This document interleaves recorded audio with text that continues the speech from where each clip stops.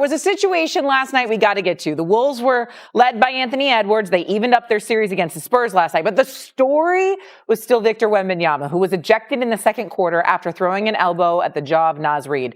Wemby was flagged for a flagrant 2 foul. He was ejected. At that point, when he was ejected, the Wolves were up by 2. They went on to win the game. The series is now tied up at 2 games apiece. Here was Mitch Johnson on Wemby. Every single play on every single part of the floor, people are trying to impose their physicality on him. I get it. We get it. That's part of the game. He's gotten chucked. He's gotten pushed down in transition, running freely, all the stuff.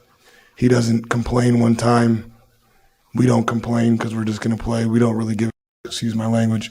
But at some stage, he should be protected. And if not, he's going to have to protect himself. And unfortunately, stuff like that happens. It's starting to get actually disgusting just in terms of when he tries to fight through things and be professional and mature and deal with some of that stuff. I'm glad he took matters into his own hands. Again, not in terms of hitting Naz Reid, but I'll even be very clear about that. I'm glad Naz Reid was okay, but he's going to have to protect himself if they're not. And I think it's disgusting. Okay. Does Mitch Johnson have a point, Jay? Yeah. Yeah, he has a point. Look, maybe it's because I'm cut from an old school cloth in basketball. I've had over 28 stitches in my face. I've gotten bowled before from bigs and from guards. And granted, it hasn't come in playoff basketball, KP, but you know what happened when I got bowled in the face? One time by Shaq. My ass never went down there no more. I thought twice about it every time I went down there.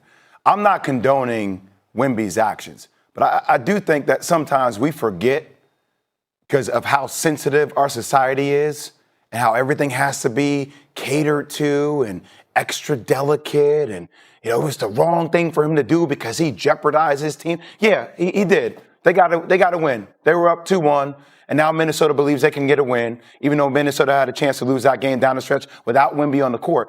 But at some point, as a grown man or as a player, you got to draw a line for yourself. And I'm not saying that it's automatically going to lead to Naz Reid not continuing to do that. But, Shaq did stuff like this. Michael Jordan did stuff like this. Isaiah Thomas did stuff like this. We had some of the best players in the game who had a nasty side to them because sometimes the moment called for it. So I'm not going to sit up here on national TV and tell y'all that, yeah, Mitch Johnson's wrong, because honestly, I believe he's right. Now, I don't want to see Wemby do that again and subject himself to being suspended from a game or multiple games. He has to be smart. But at some point, when you're getting pushed around all the time and you're getting punked, you're going to stand up for yourself. And I'm damn right happy he stood up for himself in the moment. He's right. He's right. Jay, how's he's right? Give me a time throughout the course of this series that have we witnessed Wembanyama get a flagrant foul, meaning somebody hit him hard enough where they had to go review it. Name me one time. Name me one time. That doesn't. You can't. Don't even think. No. Hold on. Are you asking me a question? Because if you ask me a question, I can engage back with you, brother. Engage.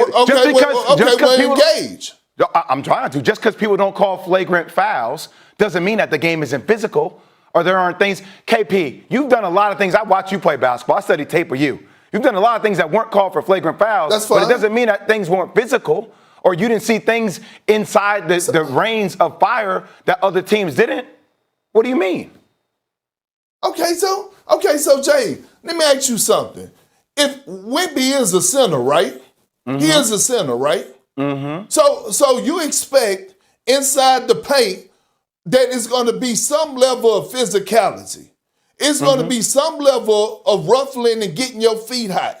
You're going to tangle up with guys. Smaller guys are going to sit on your legs when they switch out. It's part of the game. I didn't know that was against the rules. I didn't know when you go up for a layup, you try to, give a person a nice hard foul. Wemby hasn't been a saint. Let's not act like Wemby don't initiate a lot of contact when he's running and he's sealing for low post position. I mean, come on now. What are we talking about? Like, this is part of it. You're 7'7". You don't think that you're not going to get hit? KP. How many times we witnessed a LeBron James or Dwayne Wade get hit? What are we talking about, Jay? KP. I think that was a very, what's up? You've had over 100 technical fouls in your career, brother. I would think if there's a person who is used to living in the trenches, if there's a person who sometimes felt slighted, if there was a person who sometimes did what he had to do that called for the moment, out of all the people on this show, I thought you would understand. Understand what? I understand the level of physicality. Jay, let me tell you something.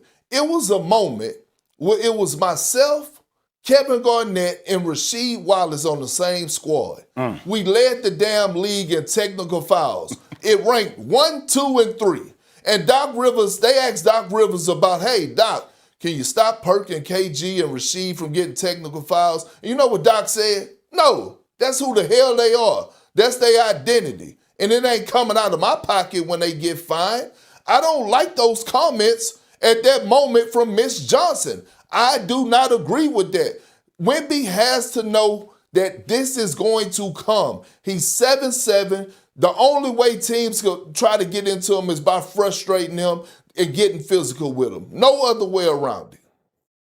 Go ahead, Stephen. Go ahead, S.A. Mitch Johnson was making a valid point as a head coach for Victor Wembanyama coaching in the NBA playoffs. His timing was awful.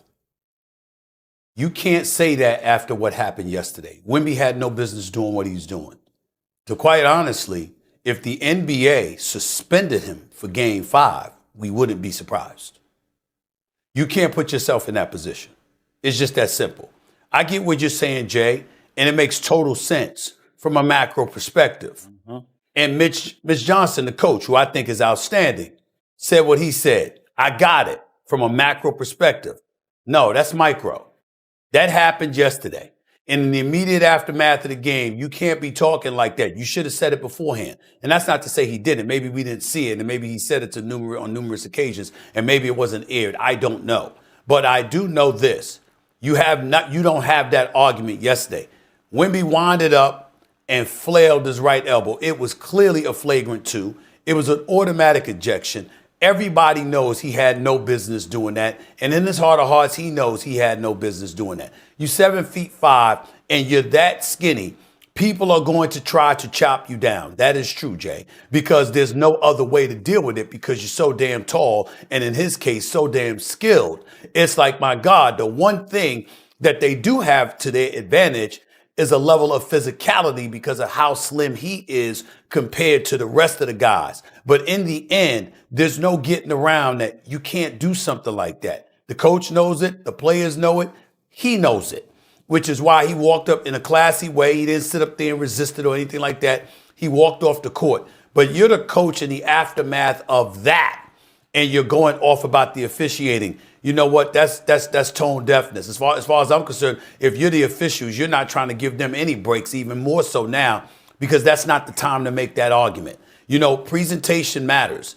Timing matters with presentation. You got to know when to say some of the things that you want to say and when to refrain. Maybe when they come down with the ruling and they say it's a fine instead of a suspension, it would have been nice for Mitch Johnson to say it then.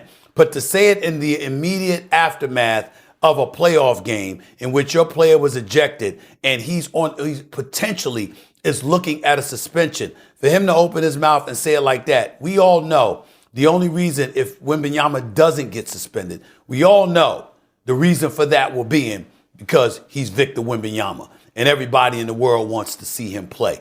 That might save him, but the play itself warrants not just an ejection, but a suspension for Game 5.